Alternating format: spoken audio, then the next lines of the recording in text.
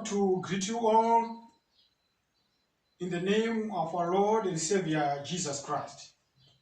We are meeting again as we continue to explore the sacred truths as revealed in Holy Writ, as written in the Bible, the Book of God. We are going to be learning quite a lot today as we examine some of the very truths that we find in the Bible. My name is Evangelist Owen Masimba. Those who want to get me over the phone, you can get me on 0717-424-346. You can also get us on YouTube, Owen Masimba on YouTube.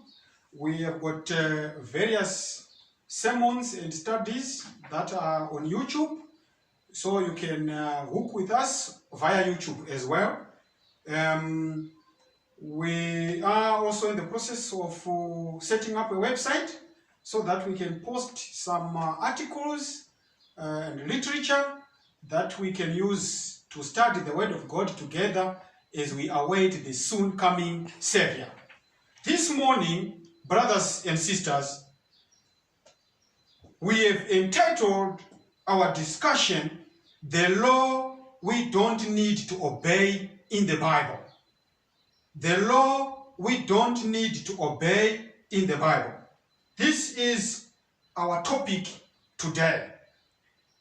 May the good Lord bless us as we explore this vital truth. Brothers and sisters, Satan has many plans to disturb the obedience of the law of God. You shall discover that, as we have stated in previous discussions, that for every truth that God has given to humanity, Satan has come up with a counterfeit. He applies wrong texts to convince the people. For example, the devil says we are not under the law but under grace. He also says, "Let no man judge you on the Sabbath day and the new moon." There are various texts that the devil has used, and we want to explore these texts this afternoon. We have heard so many people saying we are not under the law but under grace. Yes, there is a Bible text that says that. We want to examine that text. There is a text that says, "Let no man judge you on the Sabbath days and the new moon." We want to examine those texts. 2 Peter 3, verse 15 and 16. "Even as our beloved brother Paul, also according to the wisdom given unto him, has written unto you. And also, as also in all his epistles, speaking in them of these things, in which are some things hard to be understood, which they that are unlearned and unstable wrest, as they do also other scriptures unto their own destruction."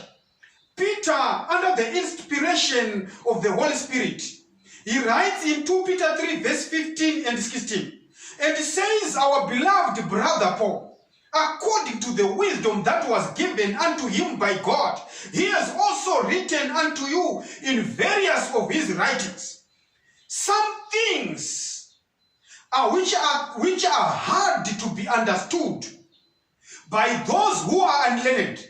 And when those who are unlearned examine the things that Paul wrote, they twist them or wrestle them or they wrest them unto their own destruction." So Peter, under the inspiration of the Holy Spirit, gave a warning that in the later days there are people who are unlearned, who are going to wrest or to twist the writings of Paul unto their own destruction. Which means the Holy Spirit knew that in the later days the man of sin is going to wrest the scriptures and twist them and make people confused. So Peter is being instructed by the Holy Spirit to forewarn us in advance that our brother Paul had such a magnitude of wisdom that in his writings, if the Holy Spirit does not assist you, you can get lost by twisting and wrestling the scriptures that were written by Paul. So today, we want Paul's writings that are now being wrestled or twisted by Christendom unto their own destruction. These are the scriptures that we are going to examine this morning. My brothers and sisters, Paul was someone who was learned.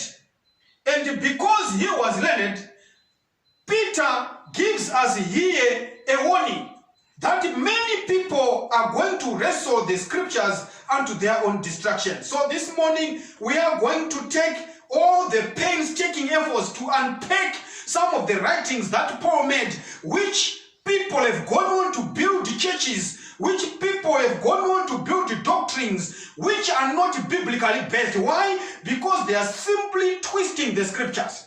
So we have entitled our talk, The Law We Don't Need to Obey in the Bible. This is what we are going to examine this morning. So according to 2 Peter 3 verse 15 and 16, Peter gives us this warning that we twist the gospel or the scriptures unto our own destruction. I want to, as a point of departure, I want to say Paul was a shrewd writer because he was educated in the law. Paul was a lawyer. He was someone who had graduated from the school of law. So when you are reading Paul's writings, take note that you are reading the writings that were made by a legal mind. And as such, there is some jargon that you need to take cognizance of. So Paul, he was educated in the law. He understood the Jewish tradition because he was a member of the Sanhedrin Council. The Sanhedrin Council was a council of astute Jewish lawyers, people who were educated, the sharpest minds that you could ever get. These were the people that composed the Sanhedrin councils, the council of elders, people who were educated in the Jewish tradition. So when they wrote, they did not write in simple language because these were not simple men. Unfortunately, when we interpret scripture today, we appear like we're simply reading simple writings of simple people, ordinary people. Paul was not an ordinary man. He was an educated cadre. And as such, you will discover that because of his education in the law, the sentence construction or the way he constructed his language, you need to have this background that we are meeting a top lawyer who is now writing the gospel. My brothers and sisters, Paul, he was the most exposed missionary of all the apostles. He visited several places. He went all around Rome, wherever he went, to Phrygia, to Pamphylia, to Cappadocia, you name it, all Asia Minor. He was a well-traveled apostle, both to the Jews and to the Gentiles. So he was an exposed missionary. So when he writes, he draws from the depth of his experience. This is the background you should have as we explore the writings of Paul. My friends, this morning, the question that we need to answer is, what did you mean when you say we are not under the law but under the grace? We want to unpack that statement. We also want to discover what Paul means when he says, let no man judge you on the Sabbath days and new moon, etc. We want to discover that. So we are also going to look at what various texts say about these statements. My brothers and sisters, the difference between the Sabbath and the Sunday is not in the day. The difference between the Sabbath and the Sunday is not in the day. But the difference is between whom you honor, is it between the true God and man. The difference between Sabbath and Sunday is whom you honor. Do you honor the true God or you are honoring man?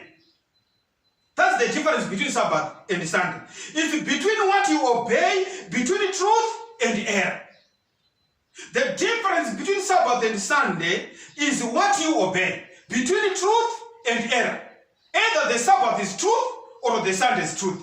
Either the Sabbath is error or Sunday is error. So that's the difference between Sabbath and the Sunday. It is not in the day, but the difference is between truth and error. The difference is between the true God and man. Whom do you obey? When you obey the true God, you honor the Sabbath of God. But when you honor man, then you honor Sunday. It is between truth and error.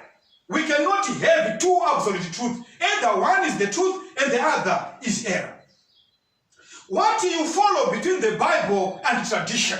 That's the difference between the Sabbath and Sunday. Either you are following the Bible or you are following the tradition.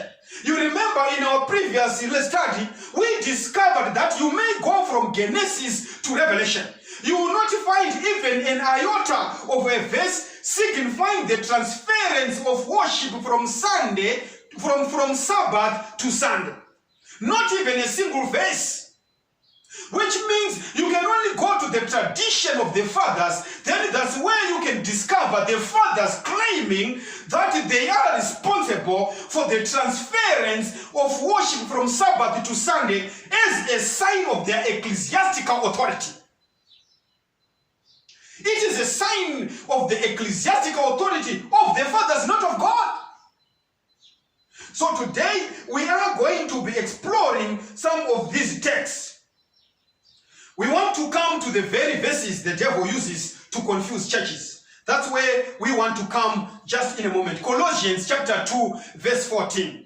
It says, blotting out the handwriting of ordinances that was against us, which was contrary to us, and took it out of the way, nailing it to the cross.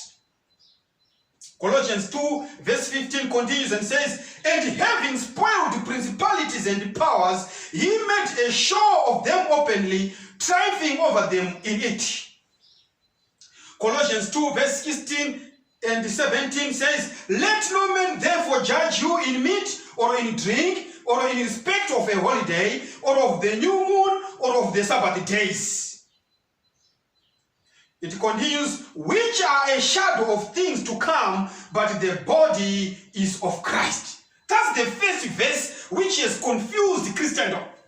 Colossians chapter 2 verse 14 to 16. Let no man judge you in Sabbath days. Let no man judge you in meat or in offerings or in drinks. The body is of Christ. And it continues and says, the ordinances which were written in the book that was against us, when Christ came, he took it out of the picture and nailed it to the cross. And Christendom is saying, the Bible says, let no one judge you on Sabbath days. Let no one judge you in meat or drink offerings, because these were against us. And when Christ died on the cross, he nailed the ordinances on the cross. So why are you talking about the law? We want to examine this text, Colossians chapter 2, verse 14 to 16, and unpack it in its right context. The other verse that we are going to look at is Ephesians chapter 2, verse 13 to 15. It says, Ephesians 2, verse 13 to 15, it says, and I read in your hearing, but now in Christ Jesus, you who were sometime were far off, are made near by the blood of Jesus. For he is our peace, who has made both one and has broken down the mid wall of partition between us, having abolished in his flesh the enmity, even the law of the commandments contained in ordinances, for to make in himself of twain new men, so making peace. Ephesians is saying, Christ is having abolished in his flesh the enmity, even the law of the commandments contained in ordinances. So Paul is talking about a certain law which was contained in ordinances. I want you to underline the word ordinances, because Colossians chapter 2 verse 14 to 16 also makes references to the law that were written in the book of ordinances. And in Ephesians here, Paul is consistent by saying that Christ abolished in his flesh the enmity, even the law of commandments contained in ordinances, which means the law that Paul is referring to is contained somewhere, and that somewhere is a book which contained ordinances. This is what we want to examine this morning, because he now goes and says he abolished in his flesh. He abolished even the law of commandments contained in ordinances. So we are also going to look at this chapter, Ephesians. We are going to deal with that. And when you look at the two passages that we have read, Ephesians chapter 2 and Colossians chapter 2, verse 14 to 16, the passages seem to suggest that, the law was nailed to the cross. That's what they seem to suggest. They also seem to suggest that no man should judge anyone on the meat, drink, holiday, or the Sabbath days. If you read the writing of Colossians chapter 2 and Ephesians, they rightly state that Sabbath days. It does not Sabbath day. It says Sabbath days. Let no one judge you on Sabbath days. Let no man should judge anyone on the meat, drink, holiday, or the Sabbath days.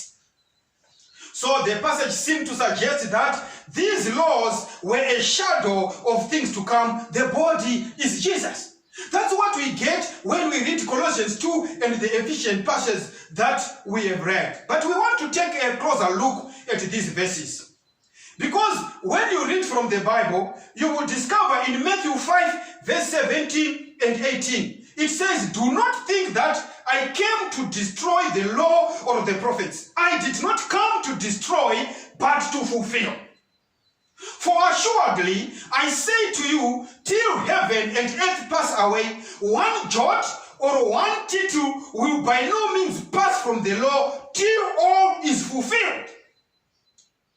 Jesus is saying in Matthew 5, verse 17 to 18, "Think not that I came to destroy the law, but I came to fulfill. For assuredly, I say to you, till heaven and earth pass away, one jot or one tittle will by no means pass from the law till all is fulfilled."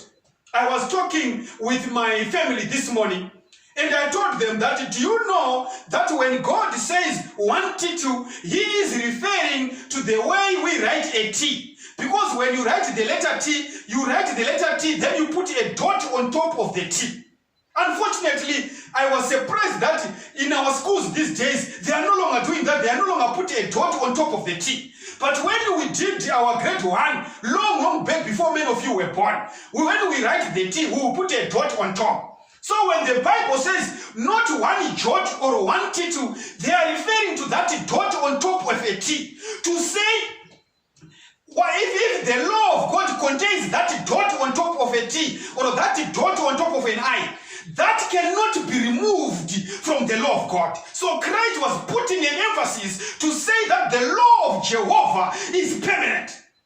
But now Paul is saying the verses that we read in Colossians chapter 2 seem to suggest that the law was nailed to the cross. Is Paul and Christ confused? Is the Bible confusing itself? This is what we want to unpick, because Christ is saying, "Assuredly I say unto you, till heaven and earth pass away, one jot or one tittle will by no means pass from the law till all is fulfilled."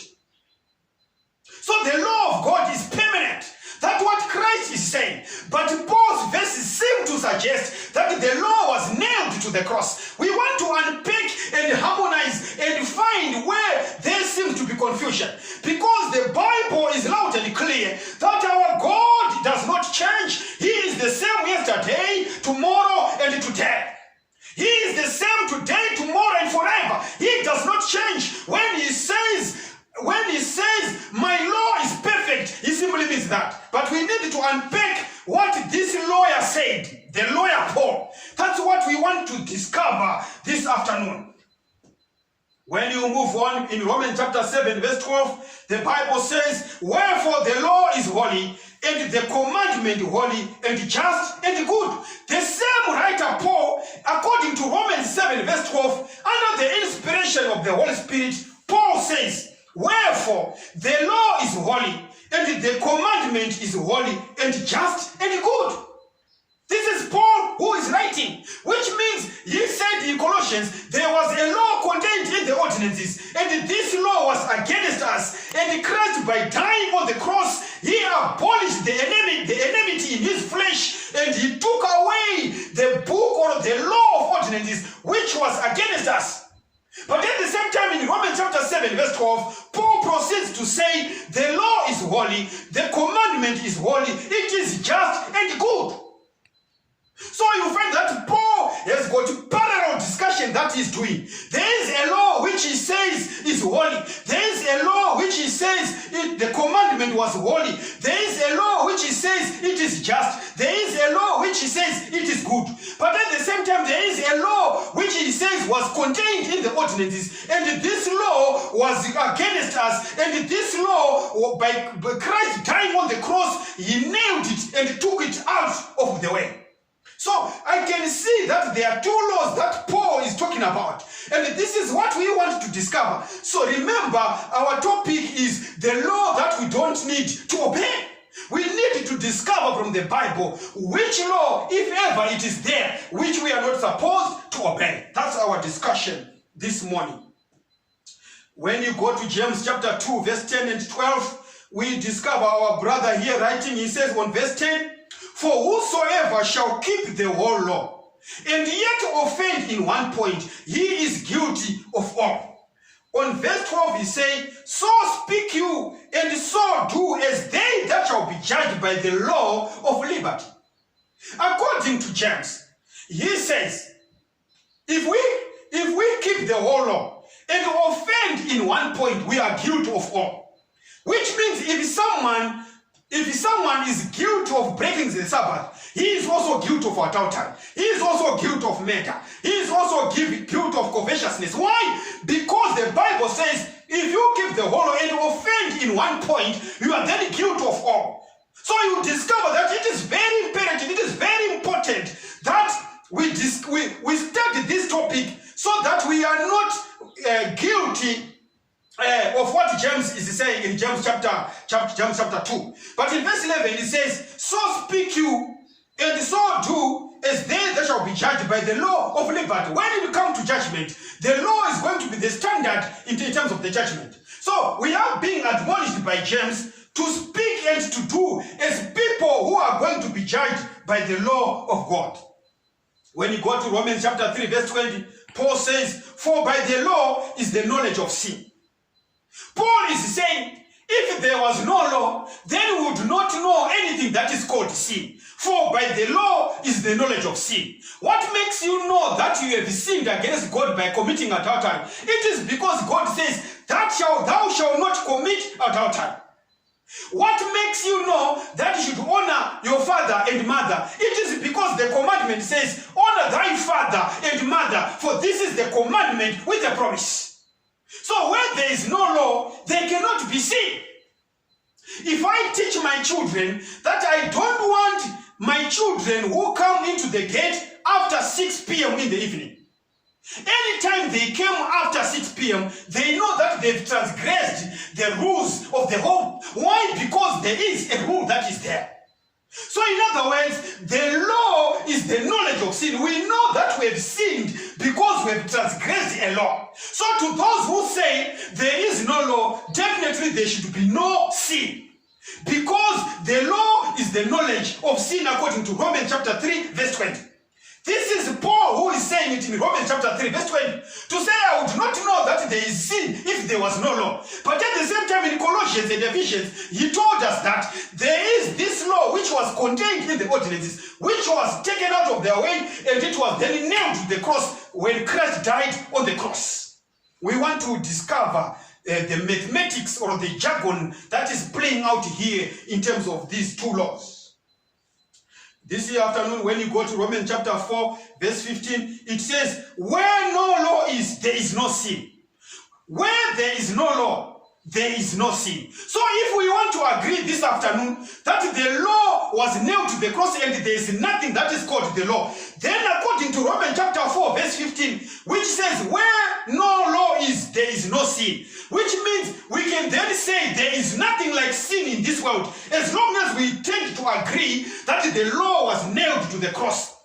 Then the fact is that there is nothing like sin. So if there is no sin, then Christ should not have died on the cross. If there is no sin, Christ need not have died on the cross, because when he died on the cross, he was supposed, he meant to restore men to the image of God, because we had fallen because of sin. Adam and Eve had sinned, but when Christ came to die on the cross, he was restoring God's image in us, because our God does not change. He said, any flesh that sinneth shall die. And because Adam and Eve had died, had sinned, they were supposed to die. But out of his grace, out of the abundance of his mercy, Christ laid down his life so that he might redeem them that were in sin. Those who had transgressed the commandment of God, that thou shalt not eat of this tree. So Romans chapter 4 verse 15 says, where no law is, there is no sin. If we say there is no law, then there is no sin. That is what Paul is saying. But remember, Paul is saying in Colossians chapter 2 verse 14 to 16 that Christ took away this law which was against us, which was in the book of ordinances, and he nailed it on the cross. So we have got a parallel discussion that we want to unpack, that Paul is unveiling, because on the other hand, he says that for by the law is the knowledge of sin. On the other hand, he is also saying where no law is, there is no sin. But at the same time says there is a law that was in the ordinances. So this is what we are examining this morning. When you take your bath in the morning, my brothers and sisters, when you take a bath and you go to your dressing table, you look in the mirror. When you look in the mirror, you can see that you've got a pimple on your face. Or you may discover that there is some log of mucus in your nose. When you look in the mirror will simply point to you that there is mucus in your nose. The mirror will simply point that there are pimples on your face. But that very mirror cannot remove the pimple. That very mirror cannot remove the mucus in your nose. You need to take a handkerchief to then remove the plaque of mucus in your nose, not the mirror. So this is what the law tries to do. The law, what the law does is that it cannot clean you, but you have to use something to clean. But the law points out sin. It cannot clean you. We are not cleansed by keeping the law. The law is a schoolmaster to bring us to Christ. And Christ, by his blood that was spilled on the cross, then he cleans us, because we now repent, we confess, we accept that, Lord, there is a pimple in my character. There is mucus in the nose, which is my character. But this mirror, the law, cannot cleanse me. And Christ, by his grace, by acceptance of the blood that was spilled on the cross, by confession and crying that, Lord, save me, have mercy on me, a sinner.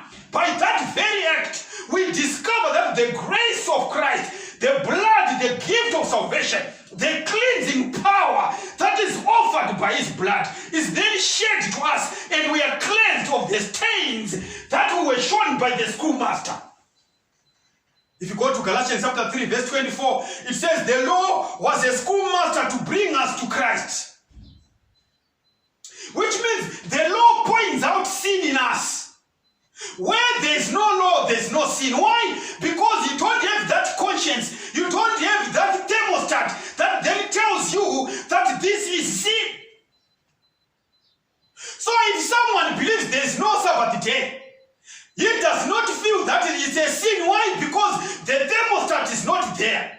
But the fact that you have not accepted God's thermostat, his character, to be inscribed on the tablets of your heart, does not mean that it does not exist.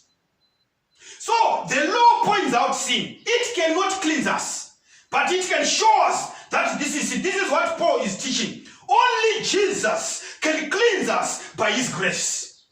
But the law is a schoolmaster. It tells us. It is the constitution. It is the transcript of God's character. When you want to assimilate God's character, you need to walk as he walked. You need to behave as he behaves. You need to talk as he talks. And his constitution, this law, according to Paul, points out the sin in us. So, my brothers and sisters, we are continuing with our discussion. But the question is, what is sin? What is sin? 1 John 3 verse 4 says, sin is the transgression of God's law. 1 John 3 verse 4. Sin is the transgression of God's law. So which law is being transgressed by people? Whether you are a Sabbath keeper or a Sunday worshiper or a Thursday worshiper or a Wednesday or a Tuesday or a whatever day, all of us agree that the struggle of humanity is the struggle against sin. But the Bible is defining what sin is. Sin is transgression of God's law. So if sin is transgression of God's law, which law is being transgressed by humanity if the law was nailed to the cross? That's my question this afternoon, my brothers and sisters. Which law are you transgressing? Because you say the law was nailed to the cross, but according to 1 John 3 verse 4, sin is the transgression of God's law. If we then agree that Paul said they were nailed to the cross, which now is the law that we are sinning against? So 1 John 3 verse 4 says sin is the transgression of God's law. What is Paul talking about? Is he confused? Is Paul confused? This is what we want to examine. He says the law was nailed to the cross, and again says the law is good, just, and holy. Is he confused? He says, let no man judge you on the Sabbath days, yet he kept the Sabbath himself. My brothers and sisters, when Paul talks about the law, he is talking about more than one law. That's what I want you to get. Whenever Paul talks about the law, you need to examine the context in which he is saying it. Because when Paul talks about the law, he is talking about more than one law. Remember, this was a lawyer. A man, a fundi in the legal jargon of the days. And when he speaks, he draws richly from the wisdom that he has in the law. So, when Paul talks about the law, he is talking about more than one law. We want to look at this one type of law. 2 Kings chapter 21, verse 8. I read, neither will I make the feet of Israel move any more out of the land which I gave their fathers, only if they will observe to do according to all that I have commanded them, and according to all the law that my servant Moses commanded them. There are two things that we get in 2 Kings 21 verse 8. God is saying, neither will I make the feet of Israel move any more out of the land which I gave their fathers. Only, that's the condition, only if they will observe to do according to all that I have commanded. Which means God is saying, if you are careful to do what I, God, what I, the Creator, commanded you to do, and according to all that my servant Moses commanded them, which means there is a commandment that was given by God, and there is a commandment that was given by Moses. So we are seeing in 2 Kings that there are two commandments. The commandment that God commanded Israel to do, and there's a commandment that his servant Moses commanded them. So these are two commandments. And we want to examine this in the Bible and see what Paul is saying. When you go to Nehemiah chapter 9, Nehemiah chapter 9, verse 13 and 14. Verse 13 says, thou camest down also upon Mount Sinai, and spake with them from heaven, and gavest them the right judgments, and the true laws, good statutes, and commandments. That's what Nehemiah is saying on verse 13. When you go to verse 14, it says, and madest known unto them thy holy Sabbath, and commandest them precepts, statutes, and laws by the hand of Moses, thy servant. So there is a law that God commanded in the midst of fire in the mountain, where Deuteronomy says that no one saw your face, but they saw fire and heard your voice, and you commanded them. And there's also another commandment, the precepts and statutes and laws by the hand of Moses, God's servant. There are two laws. The law that Jehovah the Almighty gave, and the law that God's servant Moses also gave. So we want to unpick these two laws so that we see where Paul is drifting towards and what Paul is trying to explain in his verses in Romans, in Ephesians, and in Colossians. This is what we are trying to do. So when you go to Deuteronomy chapter 9, verse 11, it says, "And it came to pass at the end of 40 days and 40 nights that the Lord gave me the 2 tables of stone, even the tables of the covenant." When you look at this text, in Deuteronomy chapter 9, verse 11, we discover that when you go to Exodus, the Lord spake in the mountain. And after speaking the commandments of God, he wrote by his finger on 2 tables of stone. When he wrote on 2 tables of stone, this is the same statement that is written in Deuteronomy. Deuteronomy simply means the second law. So in Deuteronomy, when God is restating the law, the Bible says, after the end of 40 days and 40 nights, the Lord gave me. It's Moses who is saying here. Moses is not saying, I wrote the law. He is saying, on verse 11, Deuteronomy 9, verse 11, "And it came to pass at the end of 40 days and 40 nights that the Lord gave me," the Lord gave to Moses, "the Lord gave me the 2 tables of stone, even the tables of the covenant." Moses is not saying God commanded me to write the 10 commandments. No, he is saying at the end of 40 days and 40 nights, the Lord gave me the 2 tables of stone, even the tables of the covenant.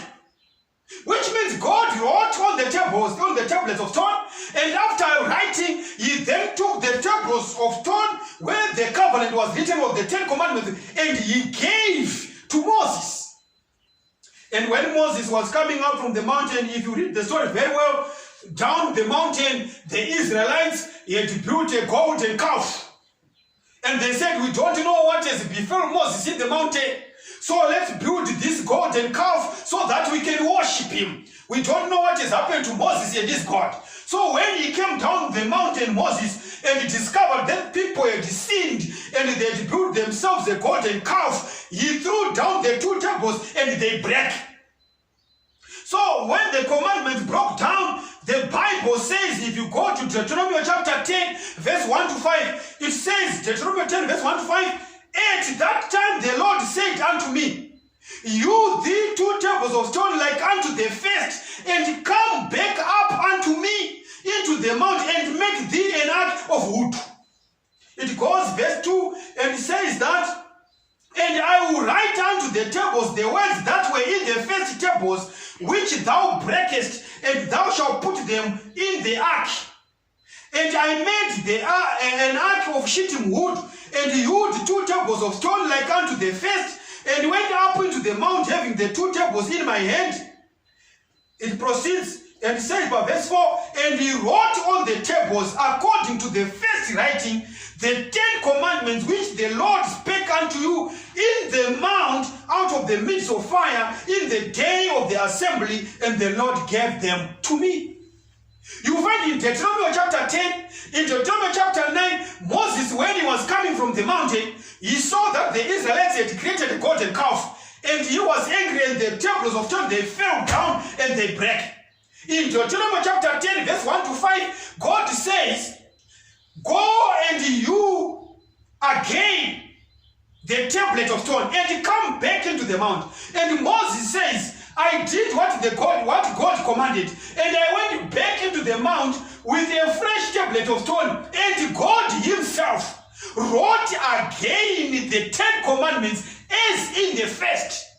Which means there is a commandment that was written by God. And these are the 10 commandments. They were not written by Moses. They are not the law of Moses. They are not the laws of Jews. They are not the laws of whoever of Israelites. They were written by the creator of the universe. He himself, according to Deuteronomy chapter 10, he did it for the second time after Moses had broken the tablets for the first time. He was commanded to come back into the mountain for the second time with a fresh pair of stone. And God with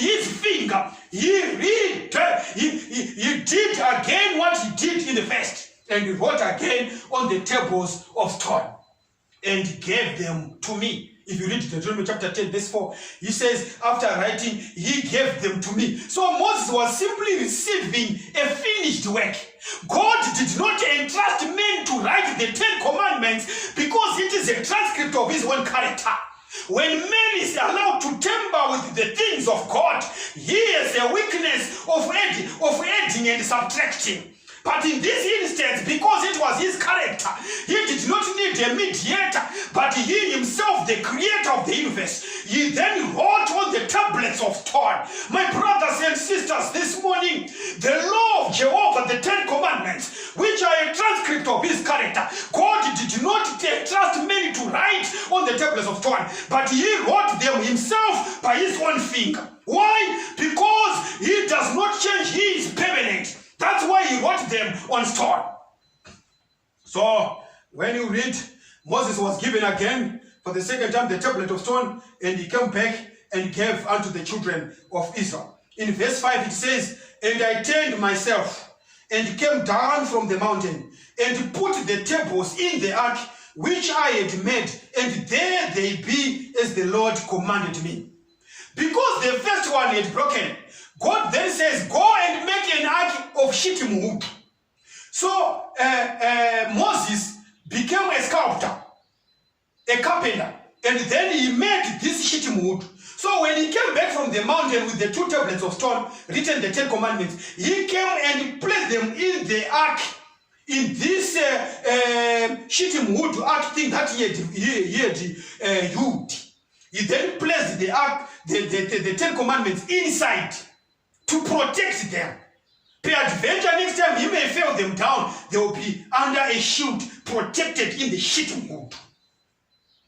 If God could instruct Moses to make an ark to protect or cover the 10 commandments so that they don't break again, how much more the actual physical breaking of the commandments that humanity is doing today under the guise of saying the law was nailed to the cross. But this law, which God wrote with his finger, it is different from the second law that we are going to discover, the other type of law that we are going to discover shortly.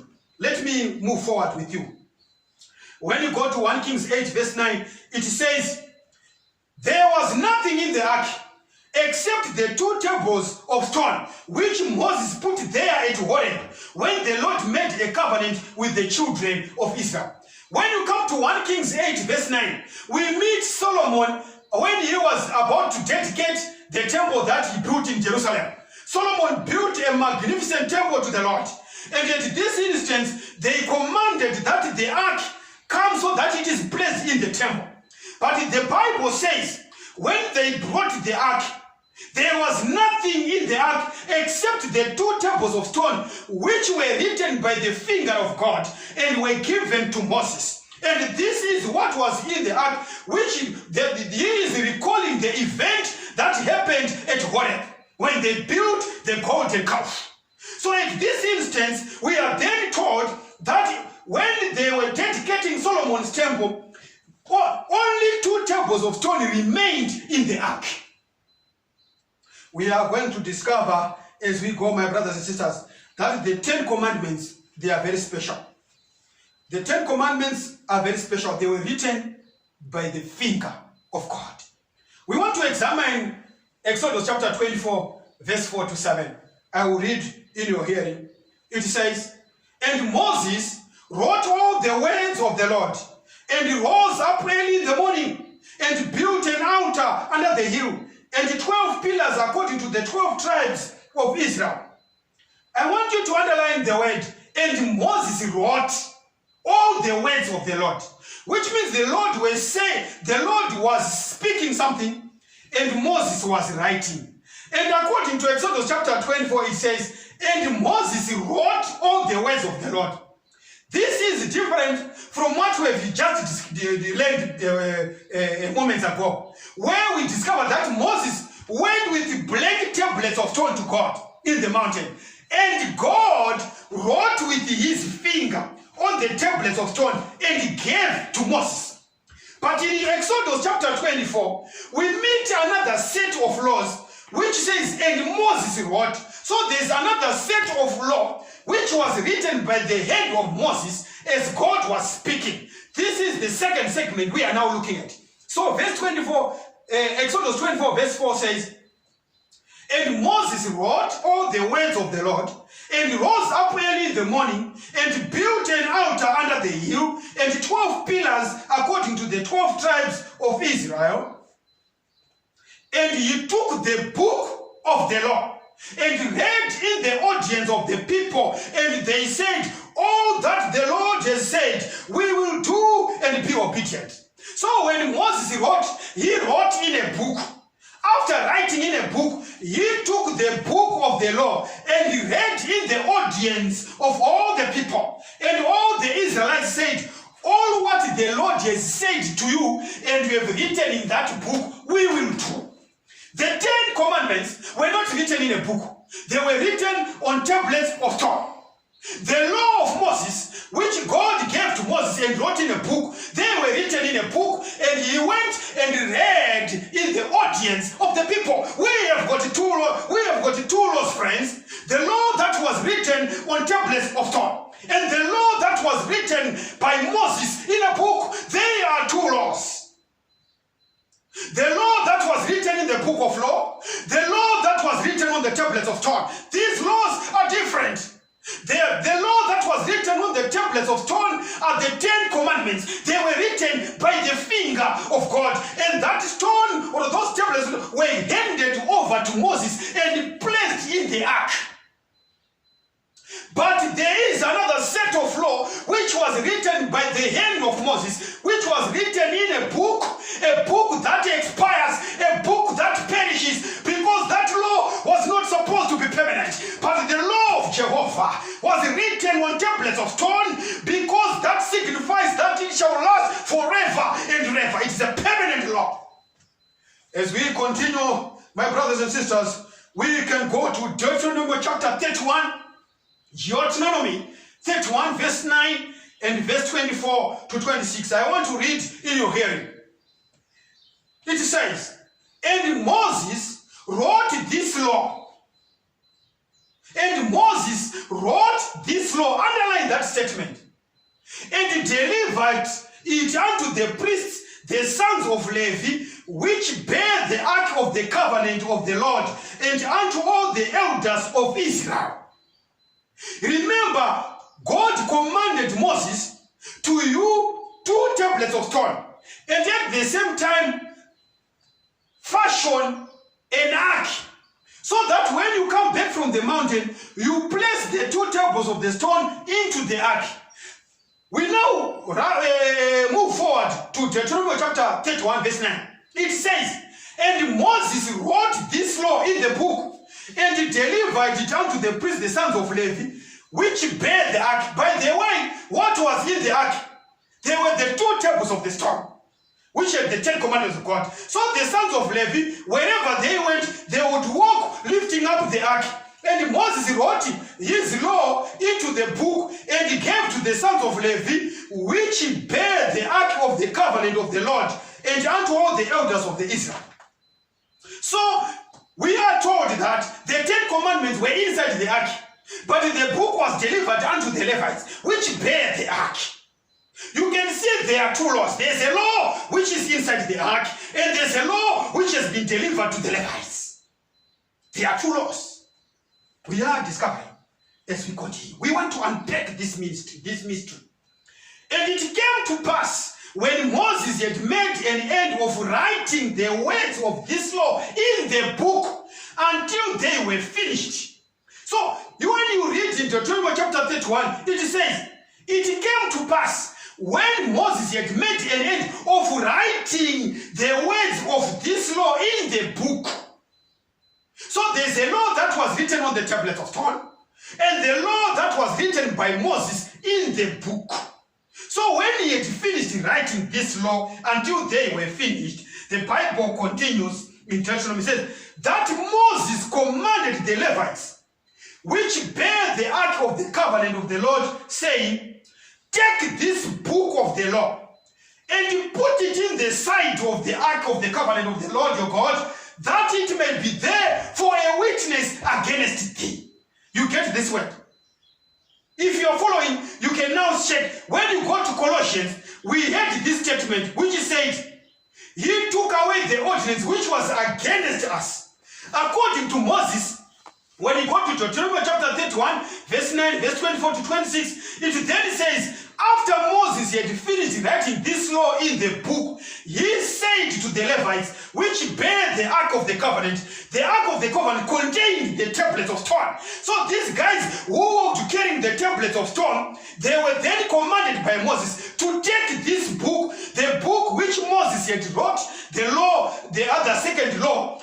He commanded to take the book of the law and put it on the side, outside there, just by the side of the Ark of the Covenant. That's where they placed the book. And he continues to say, put it in the side of the Ark of the Covenant of the Lord your God, that it may be there for a witness against thee. So this book, even as Moses commanded them in Deuteronomy 31, it was against us, as we discover in Colossians chapter 2, where it says Christ took away this book of ordinance which was against us, which was contrary to us. According to Deuteronomy, Moses gave them this book and said, place it in the side of the ark so that it can be there for a witness against thee. You find the same word is there in Deuteronomy. My brothers, it is my prayer this afternoon that when we read the writings of Paul, we remember that he is a lawyer. And when we examine the precepts, we need to put sentence upon sentence. When you interpret statutes, you go to the original agreements and you try to read it between the lines. What did the parties want to do? Then you can make constructs from there. So according to Moses, it says, that it may be there for a witness against thee. You will find that the laws that Moses wrote in a book are called the ceremonial laws. My brothers, let me take you into this exciting adventure of discovering that the Bible has got two laws. The moral law, which is the 10 commandments written on the two tables of stone, and the ceremonial laws, which were written in a book by the hand of Moses. So the Bible has got two laws. The moral law, which is the 10 commandments, and the ceremonial laws, which are the laws that were written by Moses in a book by his own hand. But when you look at the 10 commandments, my brothers and sisters, the 10 commandments were written on the tables of stone. The ceremonial laws were for the Jews. The ceremonial laws included the civil laws, they included the health laws, the laws of cleanliness, food laws, festival laws, Day of Atonement, the Passover, the Feast of the First Fruits. All those were the ceremonies that the Israelites did in pursuit of the covenant. These ceremonies were meant to dramatize or to try to make sure the Israelites get to appreciate the sacrificial purpose of Christ in their lives. They were supposed to see the work of Christ in saving humanity through those ceremonies. So you will find that the laws that Moses wrote, they included laws like if a man sin, he's supposed to go and look for a lamb or a dove or a penguin, whatever clean bird that he could get. He would then bring that to the priest who would cut or kill that animal, and through that blood your sins will be forgiven. These were the ceremonial laws. So Moses wrote and considered all what they were supposed to do in a book and placed it by the side of the ark, and it was against them. So ceremonial laws were for the Jews. They included the civil laws, the health laws. The health laws were valid. For example, if a woman is doing his menstrual periods, he was not supposed to come to church. These were ceremonial laws. He was considered unclean.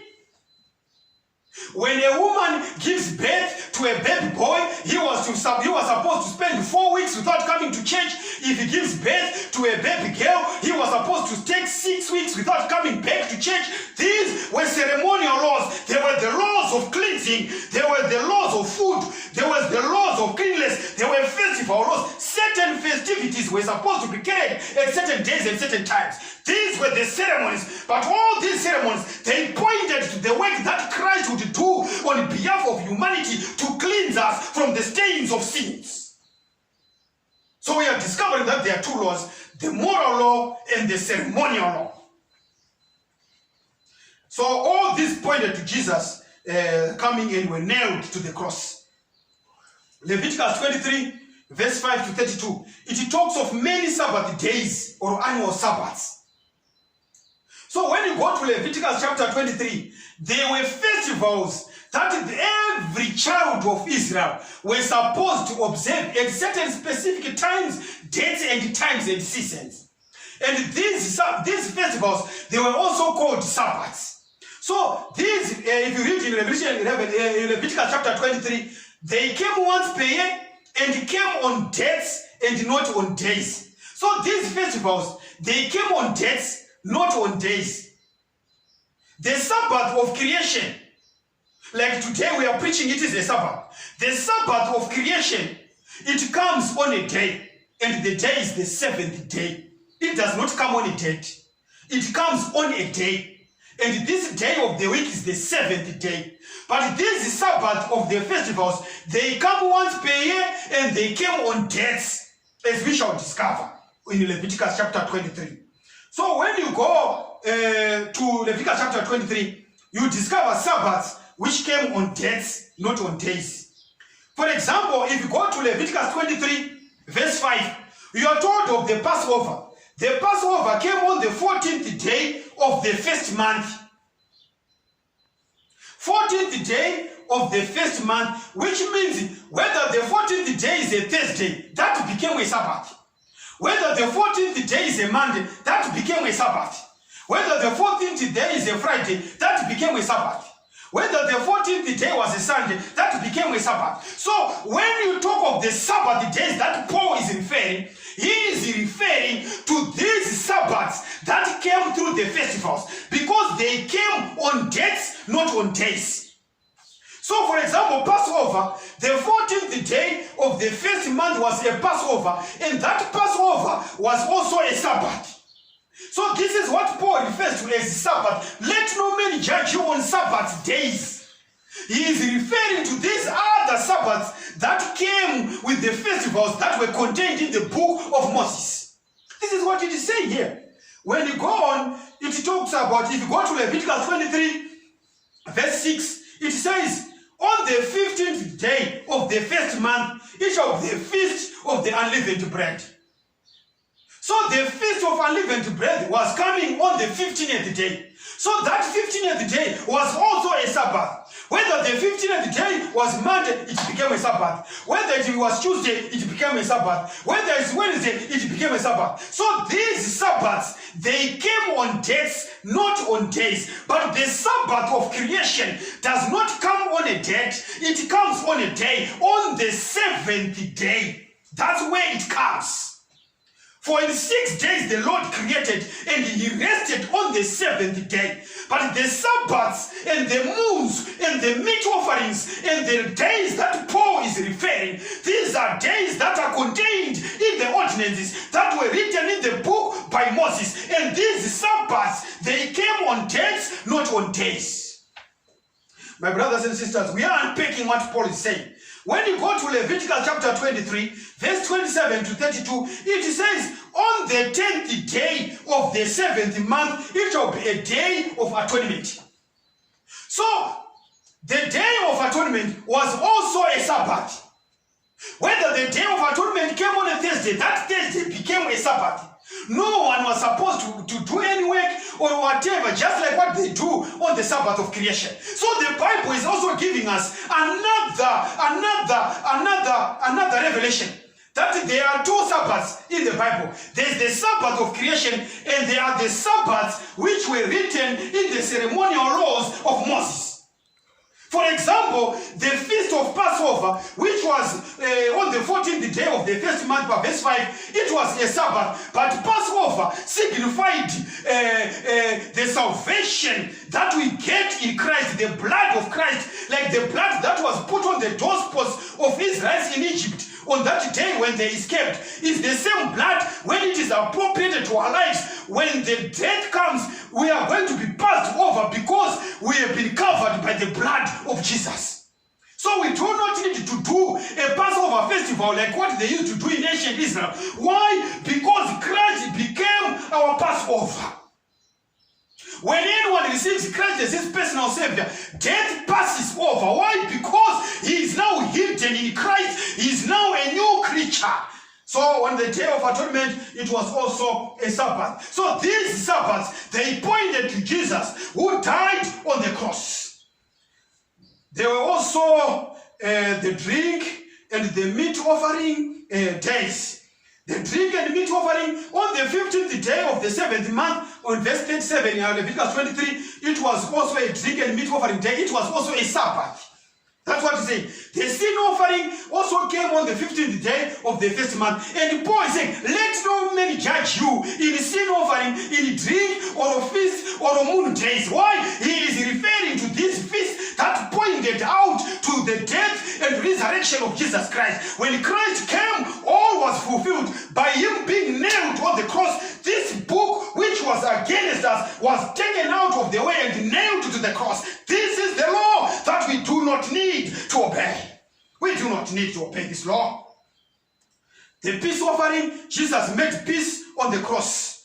The wave offering, wave shift, that God will keep his promise. The resurrection of the dead. We have been promised that when he shall appear for the second time, and the trumpet shall sound. 1 Corinthians chapter 15, the Bible says, when the trumpet shall sound, those who lie dead in Christ from henceforth are blessed, because they are going to hear his voice. Come out, all you who sleep in the dust of the earth. We are going to arise out of the grave. Why? Because we are the wave shift. Christ, he became the first fruit of those who lie in the grave.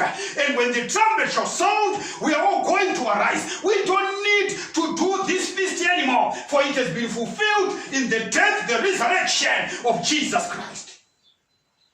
So there are two laws Paul is talking about, my brothers. The moral law, which is the 10 Commandments for all mankind.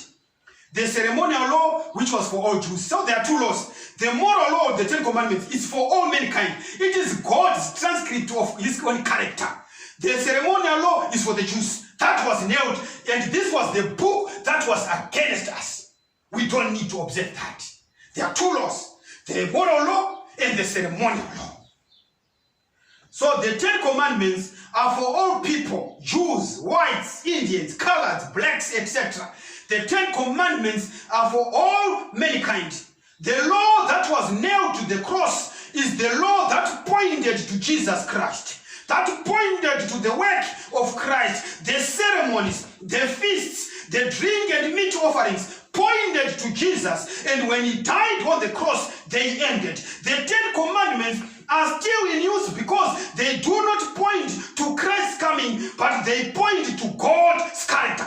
All those who want to assimilate the character of God, they are under the schoolmaster that point them to the defects of character, so that by the grace of Christ, because the law does not save, we are saved by grace. But this grace or these merits are now favored to us, so that we assimilate that character that we have been shown is defective by the schoolmaster. The schoolmaster brings us to Christ, and Christ clothes us with his grace, and then we assimilate his character, so that we become like him. When we become like him, he will come to take us home. My brothers and sisters, Matthew chapter 5 says, do not think that I came to destroy the law or the prophets. I did not come to destroy, but to fulfill. For assuredly, I say to you, till heaven and earth pass away, one jot or one tittle will by no means pass from the law, till all is fulfilled. Matthew 5, verse 17 and 18. At the cross, the ceremonial system of sacrifices came to an end.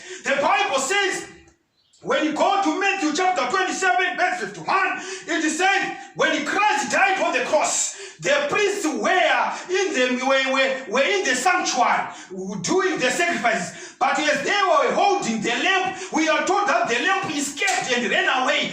And the cloth that divided the holy from the most holy, it tore from top to bottom, signifying that the ceremonial system came to an end. The ordinances that were written in the book were taken away by Christ, and they were nailed to the cross, for they were contrary to us. They were against us. It was taken out of the way, according to Colossians chapter 2. So, my brothers, Colossians chapter 2 verse 14 says, blotting out the handwriting of ordinances that was against us, which was contrary to us, and he took it out of the way, nailing it to the cross. The book of ordinances refers to the book that was written by Moses. Those were the ordinances, those were the ceremonies. When you look at the Ten Commandments, it does not give us any ceremonies that we're supposed to do. But when you go to the book of Moses, there are ceremonies, injunctions that we're supposed to follow. And these were the ordinances in the handwriting of Moses. And this was against us. It was contrary to us. And Christ took it out of the way and he nailed it to the cross. Colossians chapter 2 verse 16 and 17, let no man therefore judge you in meat or in drink or in respect of a holy day or of the new moon or of the Sabbath days. We examined these things under Leviticus chapter 23 and we saw that Paul is referring. Remember when Paul is talking to the Colossians, Christ had died and he had risen and gone to heaven. But the unfortunate thing, there were still some Jews who still believed that we should continue with the ceremonial observations, the ceremonial feasts, and this ceremonial repetition. So Paul is saying, no, we are now free in Christ. Let no man judge you in meat or in drink offering. Do not do those things, because when we behold the Lamb of God that take away the sin of the world, when we are accept Christ as our personal Savior, when we are in Christ, we are now a new creature. There is no more need to continue the ceremonies, for they found their fulfillment in Christ. This is what Paul is saying in Colossians. So when you read Colossians, put your feet in the feet of the Colossians who were living in that time, what this meant to them. So when you look at the text in their perspective, Deuteronomy chapter 31 verse 26 says, take this book of the law and put it in the side of the ark of the covenant of the Lord your God, that it may be there for a witness against thee. That's what Deuteronomy 31 verse 26 says. Moses says, put this book so that it may be there for a witness against thee. And when you go to Colossians chapter 2 verse 14, it says, blotting out the handwriting ordinances that was against us, which was contrary to us, and he took it out of the way, nailing it to the cross. So if you juxtapose these two verses, Deuteronomy 31 verse 26, Moses is saying, take this book of the law, put it in the side of the ark, that it may be there for a witness against thee. Colossians 2 verse 14 says, when Christ came, he blotted out the handwriting of ordinance that was against us. You can just look at the word. Moses says, put in this book so that it may be there, it may be a witness against thee. Christ says, I'm blotting out the handwriting of the ordinances of Moses that was against us. You can see it's plain language. When you juxtapose the verses, it's plain language. Colossians 2 verse 14, it was against us and contrary to us, and he took it out of the way and he nailed to the cross. My brothers, when you go to Romans 14 verse 5, it says, one man estimate one day above another. Another estimate every day alike. Let every man be fully persuaded in his own mind. This is another controversial text that people use from Paul. Like I said, according to Peter, he was a lawyer. You need to understand his language. In this verse, he is saying, Romans 14 verse 5, one man estimate one day above another. Another estimate every day alike. Let every man be fully persuaded in his own mind. So people have come to conclude that you can reverence any other day. Because Paul says, one man estimate another day and above another estimate every day alike. Let every man be fully persuaded. Let's unpack this statement. What did Paul mean? It is important to look at a passage and see what it says and what it does not say. This is what we want to do in Romans 14 verse 5. Verse 5 and verse 6 of Romans chapter 14 say nothing about worship or the Sabbath. They simply talk about a day. We want to look, what about Romans 14 verse 5? In fact, Romans 14 verse 1 tells us that the matter under discussion has to do with disputable matters. Let me read to you Romans 14 verse 1 and in your hearing, so that you hear what it says. Romans 14 verse 1, it says, him that is weak in faith receive you, but not to doubtful disputations. So Romans chapter 14 is simply talking about matters under dispute. It is not talking about the Sabbath, because the Sabbath was not in dispute according to the Jews and the Israelites. By the time when Paul was preaching, the issue of Sabbath has never been an issue. Because these Jews were brought out in this country and they would keep the Sabbath. So it was not a dispute that this is the seventh day. But the matters that are being discussed in Romans chapter 14 are matters that have to do with disputable matters. Is the seventh day Sabbath set apart by God a doubtful or a disputable matter? Even today, where some people keep Sunday or Monday or Thursday, people do not dispute that Saturday is the Sabbath. The Sabbath has never been a disputable matter. So it cannot fall under the auspices of Romans chapter 14. Because Romans chapter 14, according to verse 1, Paul is discussing about disputable matters. But the Sabbath has never been a disputable matter. So the key to understand the passage is found in verse 6 of Romans chapter 14. So when you go to Romans chapter 14, it says, verse 6, he that regarded the day, regarded it unto the Lord, and he that regarded not the day, to the Lord he does not regard it. He that eateth, eateth to the Lord, for he giveth God thanks, and he that eateth not, to the Lord he eateth not, and giveth God thanks. So when you look at this, the dispute was on fast days and not on the Sabbath day. Some Jewish Christians believed there was merit in fasting on particular days. Pharisees, when they were fasting, some Pharisees, they fasted twice a day, and they judged others by their own standard. And they thought there was merit in fasting on a certain day. Either fasting on the first day, or on the second day, or on the third day. So there were certain days which they thought you had merit if you fast on those days. So they were then saying to those who are not fasting on the days which they considered had merit, this is the disputable matters that Paul is now addressing. To say, when you do not eat and regard the day, you are doing it unto the Lord. So when you fast on Monday, if you think my day of fasting is Monday, I don't fast on Thursday, you are doing it to the Lord. And the one who does it on Thursday should not judge that who does on Monday, for you all do unto the Lord. And those who eat on Monday and do not fast, they also give thanks to the Lord. Thank you, Lord, for the food that you've blessed with us today. Amen. So this is what Paul is saying, that let no man judge you on days. One man regarded another day above the other, and when the other one eaten, do not have anything against him, for he gives thanks to the Lord. According to the devil, he twisted the verse, and he has given certain connotations which are not under Romans chapter 14, because Paul is talking of disputable matters. So Paul is pointing out in Romans chapter 14 that to fast or not to fast on a certain day is a matter of individual conscience and not a command. Romans 14 verse 6, this passage has nothing to do with the Sabbath, and to do so would be an unwarranted assumption.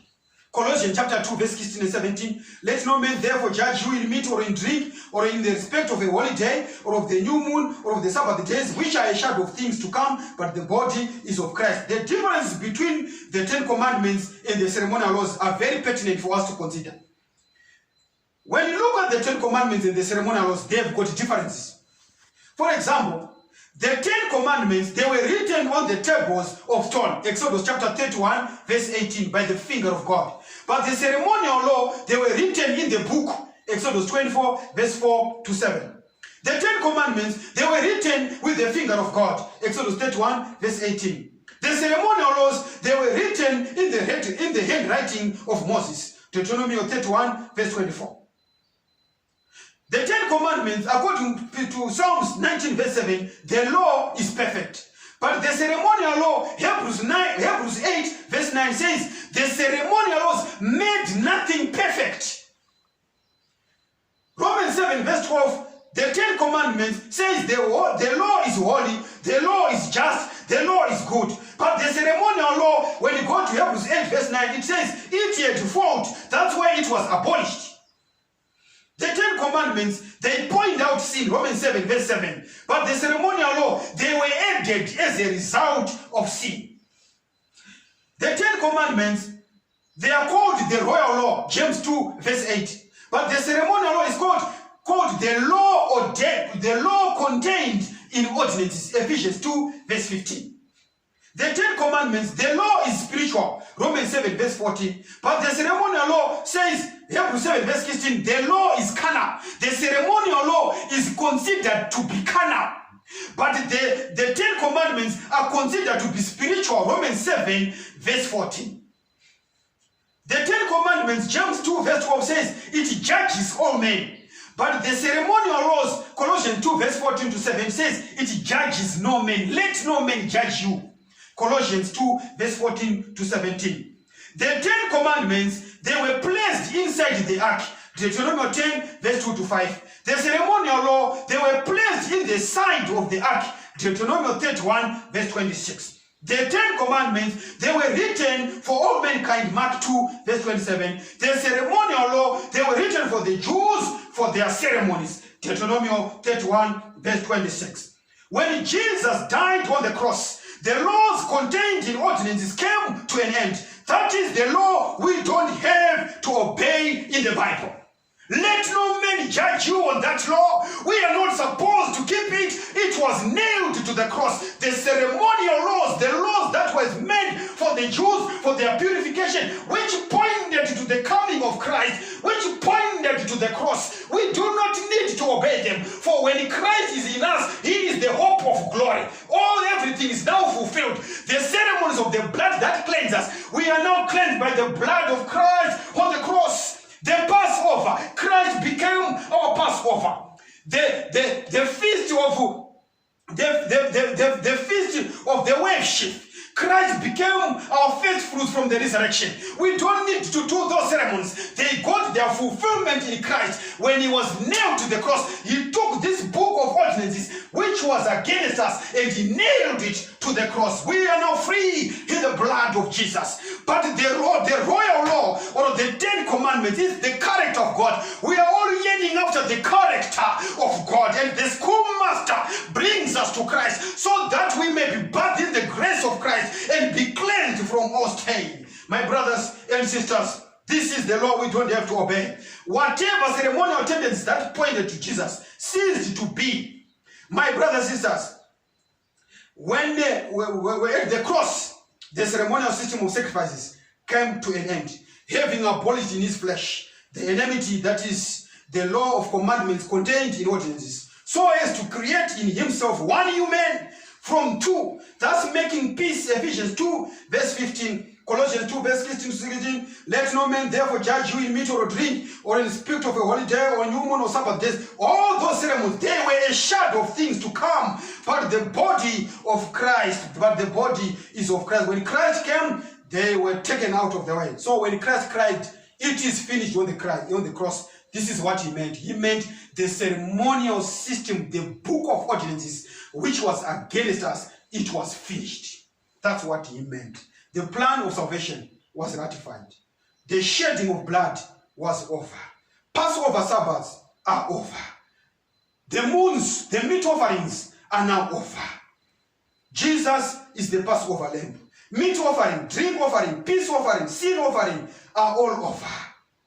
All these feasts and their offerings, they pointed to Christ's second coming. Leviticus chapter 7, 37, the law of the burnt offering, the law of meat offering, the law of sin offering, the trespass offering, Leviticus 4 verse 32, kill a lamb for sin offering, all these they came and gone. Exodus 12 verse 21, kill a Passover lamb, we can't do that nowadays. Jesus is our Passover. Exodus 29 verse 18, kill a burnt offering unto the Lord, we are no longer doing that. Christ is our offering. When you go to Exodus 34 verse 18, the feast of the unleavened bread shall keep. We are no longer doing that. Exodus 34 verse 22, thou shalt observe the feast of weeks. We are no longer doing that. Thou shalt observe the feast of the first fruits. We are no longer doing that. All these days for the feast were called Sabbath days.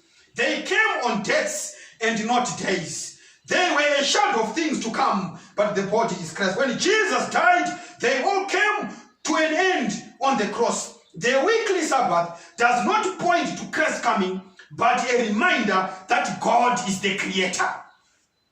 So the 10 commandments and the weekly Sabbath were not nailed to the cross. Only the ceremonial days, which were also called Sabbath days, were nailed to the cross. Hosea chapter 4 verse 6 says, my people are destroyed for lack of knowledge. Because you have rejected knowledge, I will also reject you, seeing that you have forgotten the law of thy God. I will forget thy children. God is saying, my people are destroyed for lack of knowledge, because you have rejected knowledge. I will also reject you, seeing that you have forgotten the law of thy God. I will forget thy children. God is saying you have forgotten. We have forgotten his law. Which law? It's not the ceremonials, but we have forgotten the 10 commandments that were written by the finger of God. And Hosea is saying people have been destroyed for lack of knowledge. I want to thank God today. He has brought the knowledge to distinguish between the two and to unpack